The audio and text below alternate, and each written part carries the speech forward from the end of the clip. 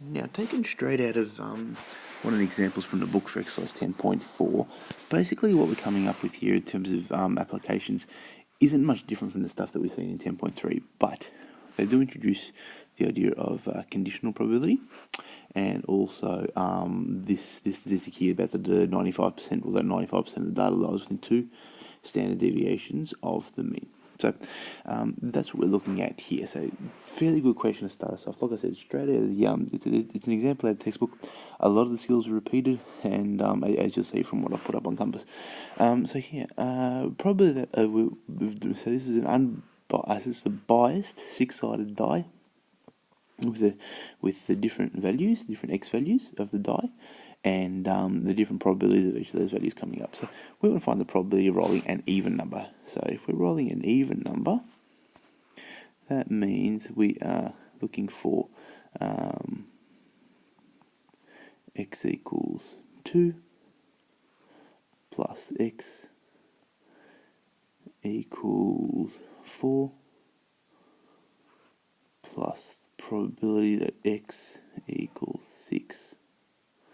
So I'm just running out of room for that. I wanted to leave room for everything else, but I've run out of room for that. So given that we're looking at that, or that, we've got to add the probability. So we'll have 0.1 plus 0.25 plus 0.1, and we'll end up with 0.45. So there's a probability of any even number. So that's like one of them, or the other one, or the other one. If it was and, if we were looking at a probability of a 2 and a 4 and a 6, then it would be a little bit different. We'd be multiplying the values, but in this case we're just adding them. Okay, so now we're looking at this conditional probability. So we're saying the probability that x is greater than or equal to 3, given that x is equal to or less than 5. Now, we've got a formula for this, and I'm sure you remember from year 11 that this ends up being that if we have the probability of A given B, that is the probability of A intersecting with B over the probability of B. So that's exactly what we're going to do. So we're looking at the probability that x is equal to or greater than 3 intersects with the probability, that x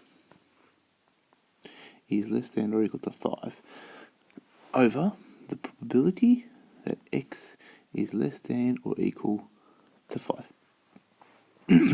So basically what we're doing here is we're looking to see where this overlap happens. So now, typical thing that students will do is they'll multiply these things. They'll say the probability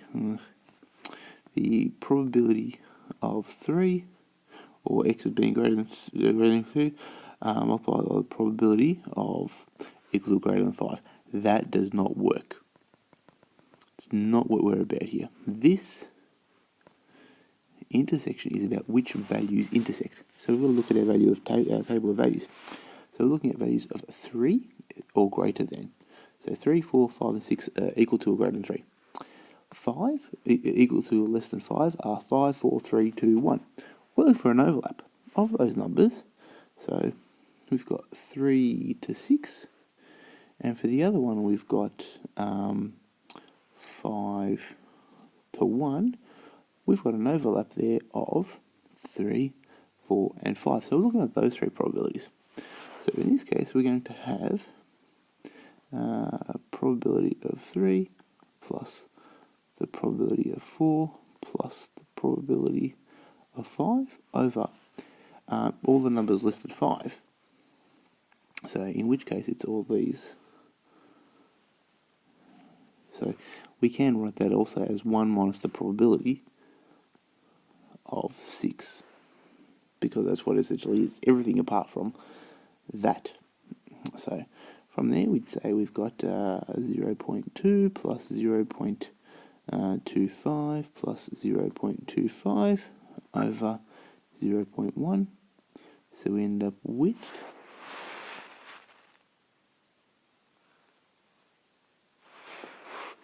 7/9. Okay, the last thing we've got to do, we've got to look at this thing here. I'll just put some lines in just to divide things up a little bit. Go for the red line here. See if we get enough room. Now, what we're doing here is we're looking at the probability of the mean or x lying within this 95% rule. So that's basically what we're looking at. So for here, what we've got is we need to find the mean, E of x. We need to find the standard deviation of x as well. So the mean, to find the mean, as we know,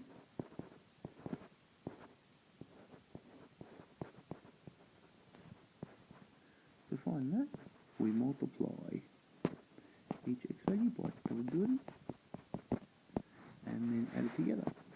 And in doing so, we'll find that the mean is 3.75.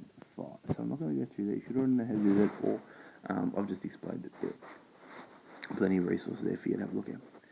Sigma is the square root of the variance of x. And the variance of x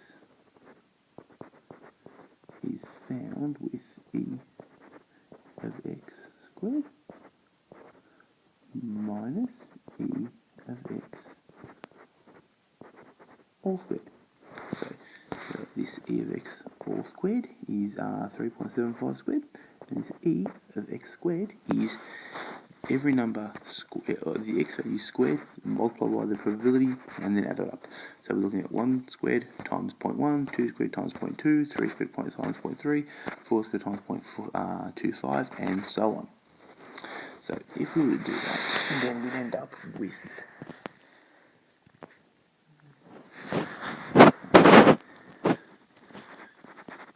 e of x squared equals 16.25 e of x all squared.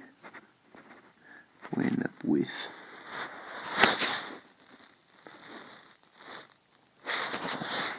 and we subtract it. So our variance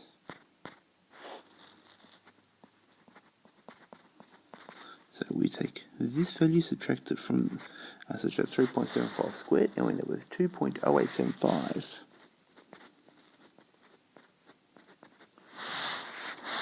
And now that we've got that, what we do is we start working with that. So we take the square root of that for our variance, and we'll find that, our standard deviation is the square root of 2.0875. Now we end up with 1.4448. Okay, so now that we've got that, we substitute into that. So what we're doing, sigma minus 2 standard deviations, the mean minus 2SD. So we'd say 3.75 minus 2 times that, and we end up with 0.86. 8604. And for the other way, we've got mu, the mean, plus 2 standard deviations, and we end up with 6.6396. Okay, so that tells us, and I'm going to do it over here, that this equals, we've got to look at the numbers which are closest to those, or the discrete, because we're dealing with the discrete probability distribution. What we're doing is we're dealing with the numbers that are closer, the whole numbers which fit within that range. So we've got so this is a 0.86, so that means we've got the probability of 1 less than or equal to x, which is less than or equal to 6. So it's got to fit within that range. And then based on that, we can see that because then it's 1 to 6, well then our probability ends up being 1. So they're the skills that we need in a nutshell for this chapter, or this exercise. Anything new, rather.